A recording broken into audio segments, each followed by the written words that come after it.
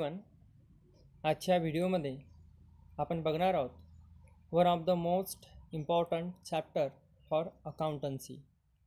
ठीक आहे, ज्याचं नाव आहे पर्सेंटेज. यापूर्वी आपण 2 चॅप्टर बघितलं, ज्यामध्ये फ्रॅक्शन होतं, डेसिमल फ्रॅक्शन होतं. त्याचं नेमकं एडिशन, सबट्रॅक्शन, मल्टिप्लिकेशन, डिव्हिजन त्यामध्ये कशा प्रकारे केले जातात, ज्या प्रोसेस आपण बघितलं. आय थिंक मला वाटते तुम्हाला ते सर्वचे सर्व प्रोसेस व्यवस्थितपणे समजून गेले असावे. आजच्या व्हिडिओमध्ये आपण बघत आहोत पर्सेंटेज म्हणजे काय. ठीक आहे, चला आपण सुरुवात करूया. बघा, पर्सेंटेज ज्याला म्हणतात शेकडेवारी. तर बघा, पर्सेंटेजचं मिनिंग काय की एखादा परिमाण 100पैकी किती हे सांगणे. बघा, एखादी गोष्ट कितीही दिली असेल, ती कितीपैकीही असेल, पण त्या किमतीला 100मध्ये कन्वर्ट करून 100पैकी किती हे सांगणे म्हणजेच काय पर्सेंटेज. जर आपण बघा एखादं उदाहरण बघितलं, यामध्ये बघा समजा 20 मार्कची एक्झाम झाली असेल, 20 मार्क्सचा एखादा पेपर होता आणि त्या 20पैकी एखाद्या व्यक्तीला समजा 18 मार्क पडले, तर आपण कसं लिहू? बघा, असंच लिहिलं जाईल, 20 मार्कची एक्झाम होती आणि त्यापैकी 18 मार्क पडले, असं लिहिलं जाणार. ठीक आहे, आता बघा 20पैकी समजा 18 मार्क पडले, तर आता इथं पर्सेंटेज काढताना आपण काय लक्षात घेणार की 100पैकी किती पडले. जर त्या व्यक्तीला 20पैकी 18 मार्क पडले असावे, अर्थातच तीच एक्झाम जर 100 मार्कची झाली असती तर त्या व्यक्तीला किती मार्क पडले असावे. तर त्यासाठी आपण काय करणार बघा, या 20ला 100 करण्यासाठी बघा 5ने इंटू करण्याची गरज आहे ना. ॲक्च्युली या 20ला 100 करण्यासाठी बघा 5ने इंटू करण्याची गरज. सिमिलरली या 18ला सुद्धा आपण 5ने इंटू करणार. तर बघा वर काय मिळालं, 18 पंचे 90 आणि खाली 20 पंचे 100. म्हणजे बघा एका व्यक्तीला जर 20पैकी 18 मार्क पडले, अर्थातच 100पैकी त्याला किती पडले, 90 पडले.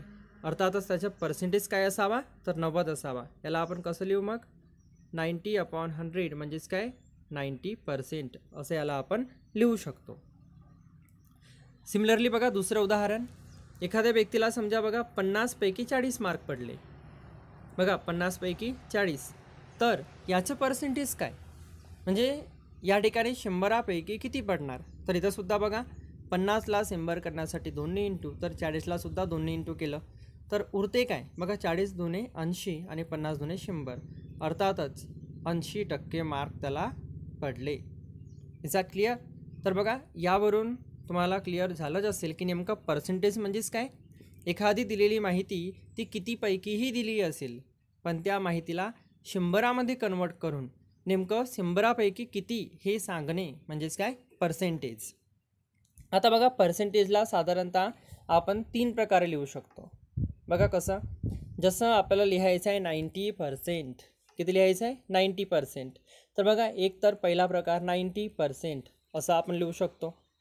दुसरा प्रकार 90% असंही आपण लिहू शकतो. तर तिसरा प्रकार 90% असंही आपण लिहू शकतो. ठीक आहे, म्हणजे बघा ज्यावेळी आपण कॅल्क्युलेशन खऱ्या अर्थाने सॉल्व करणार, कॅल्क्युलेशन करणार, तर पर्सेंटेज लिहिताना जसं बघा आपल्याला 90% लिहायचं आहे, तर आपण 90/100 असंच लिहू, त्याच्यानंतरच आपण कॅल्क्युलेशन करू शकतो. ठीक आहे, सिमिलरली बघा जसं 60% प्रकार नंबर 1, 60% प्रकार नंबर 2 आणि 60% प्रकार नंबर 3. म्हणजे बघा नेमकं पर्सेंटेज कसं लिहितात. ठीक आहे, हे तुम्हाला कळलंच आहे. यानंतर आपण बघूया एक्झाम्पल्स बेस्ड ऑन पर्सेंटेज. बघा नेमकं पहिला उदाहरण आपण बघू शकतो, 40% ऑफ 300. बघा 300चा 40% आपल्याला काढायचा आहे. बघा 300चा 100% 300च होणार. ॲक्च्युली 100% म्हणजेच काय, पूर्णची पूर्ण माहिती. ठीक आहे, 100%चं मिनिंग काय घ्यायचं, ओव्हरऑल माहिती. 100% म्हणजे ही पूर्ण किंमत असते. ठीक आहे ना. जसं बघा एखाद्या व्यक्तीला आपण म्हणूया की त्याला 100% मार्क मिळाले, तर 100% मार्क मिळाले अर्थातच काय, त्याला पूर्ण मार्क मिळाले. म्हणजे बघा 100% हा जो हिस्सा राहणार हा पूर्ण राहणार.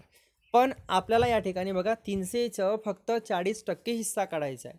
300चा किती, 40%. तर कसं करायचं बघा, सरळ आपण अगोदर 300 लिहिणार आणि गुणिला 40%. आपण आताच बघितलं की 40% कसं लिहू शकतो आपण तिसऱ्या प्रकारात, तर 40/100. आता बघा 300च्या 40%, तर आपण काय करणार, 300 आणि 40चा गुणाकार सुरुवातीला वरचा गुणाकार वर. तर बघा 300 गुणिला जर आपण 40 केलं तर बघा 3 × 12 आणि इथं 2 शून्य आहेत, इथं 1 शून्य आहे, म्हणजे किती शून्य झाले, 3 शून्य. कळलं सर्वांना? बघा परत एकदा 300 आणि गुणिला 40 केलं तर किती येणार, 12,000 आणि भागीला हा 1,000 कॉमन जसं आहे तसं. आणि मग काय करणार आपण आता, 12,000 भागीला 100. तर बघा सरळ आपण इथून 2 शून्य आणि इथून 2 शून्य काढू शकतो. वर उरलं 120 आणि खाली उरलं 1, म्हणजे 120 भागीला 1. आता बघा 1ने कुठल्याही संख्येला भाग दिला तर उत्तर तोच येणार, दॅट इज 120. म्हणजे बघा 300च्या 40% हिस्सा किती झालं, 120. आपण दुसरं उदाहरण बघू शकतो. 12.5% ऑफ 200. 200च्या 12.5%. 200च्या 12.5% किती, तर इथं सुद्धा आपण असंच करणार, 200 गुणिला 12.5%. तर 12.5%ला आपण कसं लिहिणार, या स्वरूपात. आणि इथं पण 200 गुणिला 12.5 अगोदर करून टाकणार आपण, म्हणजे 200 गुणिला 12.5. तर उत्तर कसं येणार बघा, 2500 येणार ना. आणि इथं एका संख्येनंतर पॉईंट आहे, म्हणजे बघा इथं सुद्धा एका संख्येनंतर पॉईंट उजव्या बाजूने आणि भागीला 100 जसं आहे तसं. तर उरलं काय वर, 2500, कारण बघा पॉईंट नंतरच्या शून्याला आपण काढून टाकू ना, भागीला 100. तर बघा इथं सुद्धा हे 2 शून्य घडले, तर हे 2 शून्य घडले, उरलं फक्त 25 भागीला 1 म्हणजेच 25. यानंतर आपण बघा तिसरं उदाहरण बघू शकतो. निशा गॉट 420 मार्क्स. बघा निशाला 420 मार्क्स मिळाले. निशा गॉट 420 मार्क्स आउट ऑफ 600. निशाला 600 पैकी 420 मार्क मिळाले. काय काढायचं आहे, find her percentage of marks. तर तिला किती टक्के गुण मिळाले. बघा एक प्रकारे प्रश्न काय विचारलं की 600 पैकी 420 मिळाले, अर्थातच जर तीच एक्झाम 100 मार्कची असती तर तिला किती मिळाले असते हे सांगणे म्हणजेच काय, पर्सेंटेज. तर आपण काय करणार, 600 पैकी 420 मिळाले तर 100पैकी किती, ओके, यालाच आपण पर्सेंटेज म्हणू ना. तिचं पर्सेंटेज काय हा आपल्याला फाइंड आउट करायचं आहे. तर बघा 600 पैकी 420 मिळालं तर आपल्याला कसं लिहायचं, 600 खाली 420 वर, म्हणजे 600 पैकी 420 आणि सरळ गुणिला फक्त 100 करायचं. तर बघा 420 गुणिला 100 केलं तर किती येतात, 42,000 आणि भागीला हा 600 जसं आहे तसं. देन 600मधून बघा हे 2 शून्य आणि वरसुद्धा 2 शून्य गडून गेलं, तर उरलं काय, 420 भागीला 6. आणि आता आपण 420 भागीला 6 केलं तर बघा 6 7 42 आणि हा शून्य जसं आहे तसं, अर्थातच 70%. म्हणजे बघा 420 मार्क 600चं किती टक्के आहेत, 70% आहेत. आपण बघा यानंतरचे उदाहरण बघू शकतो. Harshada got 3 apples out of 10 apples, find her percentage. एकंदरीत बघा 10 ॲपल्स ठेवलेले होते आणि त्यापैकी हर्षदाने समजा 3 घेतले, ठीक आहे, 3 ॲपल्स हर्षदाला मिळाले. तर इथं सुद्धा आपण बघा समजा इथं पर्सेंटेज काढायचं असेल, जर आपण विचार केला की आता समजा या हिशोबाने 100 ॲपल आपल्याकडे आहेत तर हर्षदाला किती मिळणार, सेम फॉर्म्युला, 10 पैकी बघा 3 मिळाले, आपण बघितलं 10 वर, सॉरी 10 खाली 3 वर, 10 पैकी 3 आणि गुणिला 100 करू आपण. तर इथं सुद्धा बघा 3 गुणिला 100 300 आणि भागीला 10. तर बघा इथं सुद्धा 1 शून्य 1 शून्य घडलं, उरलं 30 भागीला 1, अर्थातच 30%. ठीक आहे. यानंतर आपण बघूया नेक्स्ट 5वा उदाहरण बघा, ज्यामध्ये थोडं वेगळ्या प्रकारचं पण तसंच. Ram got 90% marks. बघा Ram got 90% marks out of 600. What is his actual marks.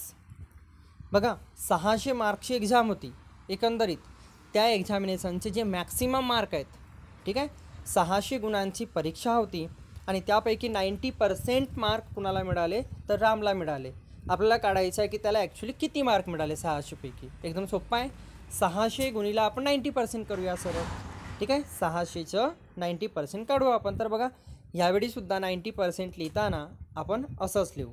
तर बघा 600 गुणिला 90 केलं तर येणार 54,000 आणि भागीला 100 जसं आहे तसं. तर इथंसुद्धा बघा हे 2 शून्य घडले, हे 2 शून्य घडले, उरलं 540 भागिले 1 म्हणजेच 540 मार्क. ठीक आहे. अर्थातच 600 पैकी त्याला किती मार्क मिळाले? 540 मार्क. यानंतर नेक्स्ट एक्झाम्पल आपण बघू शकतो बघा. मधु गॉट 80% मार्क्स आउट ऑफ 500. बघा मधुला 80% गुण मिळाले 500 पैकी. तर तिला ॲक्च्युली किती गुण मिळाले? सेम फॉर्म्युला आपण या ठिकाणी देणार. 500 गुणिला 80% करू आपण सरळ. बघा 500 गुणिला 80%. इथंसुद्धा 500 गुणिला 80 केलं तर येणार 40,000 आणि भागिला 100. इथंसुद्धा बघा हे 2 शून्य क्रॉस, तर उरलं 400 भागिला 1 म्हणजेच किती? 400. ठीक आहे. यानंतर आपण एक शेवटचं उदाहरण बघणार आणि यानंतर तुम्हाला मी होमवर्क सेपरेटली प्रोव्हाइड करणार. ठीक आहे. सुरुवातीला व्यवस्थितपणे, ठीक आहे, हळूवार उदाहरण, ठीक आहे, वाटल्यास तो व्हिडिओ थांबून बघा, पण पूर्णचं पूर्ण कन्सेप्ट क्लिअर करूनच तुम्ही होमवर्कला हाताळायचं. ठीक आहे. आणि न समजलेली गोष्ट मला पर्सनली कॉल करून संपर्क करून तुम्ही मला विचारू शकता. यानंतर बघा आपण तिसऱ्या कॅटेगरीमध्ये मोडणारा आपण प्रश्न बघूया. Anisha scored 450 marks with 90%. Find the maximum marks in exam. खूप सोपं आहे बघा. अनिशाला काय झालं? 450 मार्क मिळाले आणि तिचं गुणांचं जो टक्केवारी आहे, शेकडेवारी आहे, तिचं पर्सेंटेज आहे तो आहे 90%. म्हणजे अनिशा काय सांगणार की मला 450 मार्क आहेत, 450 मार्क आहेत. किती टक्के आहेत मला? तर 90% आहेत. आणि तर आपल्याला यावरून काढायचं आहे की ती जी एक्झाम आहे ती किती गुणांची होती. ठीक आहे ना. बघा तिला 450 मार्क मिळाले, जिचं पर्सेंटेज आहे 90%. काढायचं काय आपल्याला की ती एक्झाम ॲक्च्युली किती गुणांची होती. मॅक्सिमम मार्क्स इन एक्झाम काढायचे आहेत आपल्याला. ठीक आहे. म्हणजे ती जी परीक्षा आहे, हे जे 450 मार्क आहेत नेमकं कितीपैकी तिला मिळाले हा आपल्याला काढायचा आहे. तर बघा आपण मगाशीसुद्धा विचार केलं की 100%चे मिनिंग काय होते? पूर्ण माहिती. ठीक आहे ना. 100% म्हणजेच काय? पूर्ण माहिती. म्हणजे या ठिकाणी बघा 90% मार्क दिलेले आहेत 450, पण आपल्याला यावरूनच काढायचं आहे की 100% मार्क किती होते नेमकं. म्हणजे ते जे 450 मार्क आहेत कितीपैकी मिळाले. तर बघा एकदम सिम्पल आहे. आपण काय करणार? याला चेन रूलने सॉल्व करणार. कसं?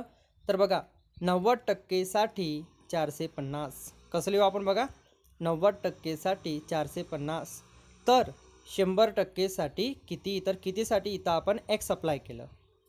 समजलं सर्वांना? बघा ओव्हरऑल मार्क्स काढणे दॅट इज 100% काढणे. ठीक आहे ना. तर 90%साठी 450, तर 100%साठी किती मिळाले. आणि यानंतर आपण करणार इथं तिरकस गुणाकार. ठीक आहे. म्हणजे एका बाजूला 90 गुणिला एक्स करूया, तर दुसऱ्या बाजूला 450 गुणिला 100 करूया. तर बघा एका बाजूला 90 गुणिला एक्स किती आले? 90 एक्स. तर दुसऱ्या बाजूला 450 गुणिला 100, तर बघा 45,000 आलं. यानंतर हा जो 90 आहे हा आपण उजव्या बाजूला घेऊन जाऊ.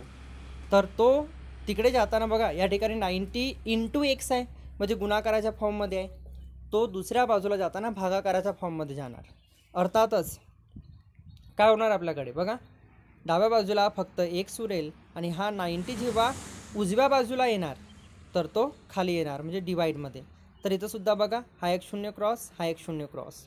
तर उरलं 4500 भागिला 9 म्हणजेच 9 5 45. जर आपण भागाकार केलं नाही का, 4500 भागिला 9, 9 5 45 आणि हे 2 शून्य अप्लाय करूया म्हणजे किती? 500. कळलं सर्वांना? म्हणजे ती जी एक्झाम आहे ॲक्च्युली किती गुणांची होती? 500 गुणांची होती. तर आशा करतो की आजचा हा व्हिडिओ तुम्हाला खूप आवडला असेल आणि सर्वचे सर्व जे काही कन्सेप्ट आहेत, ओके, अकॉर्डिंग टू पर्सेंटेज, ठीक आहे, जो काही पर्सेंटेजचं हा जो चॅप्टर आहे हा तुम्हाला व्यवस्थितपणे समजून गेला असेल अशी आशा करतो. आणि जो काही होमवर्क आहे हा मी सेपरेटली तुम्हाला प्रोव्हाइड करतो, जो तुम्हाला माझ्या पर्सनल नंबरवरती फॉरवर्ड करायचा आहे, सेंड करायचा आहे. ठीक आहे. तर आजच्या व्हिडिओमध्ये एवढंच. आपण उद्या एक नवीन टॉपिक सहित आपण परत भेटूया. तेव्हापर्यंत कीप स्टडीइंग.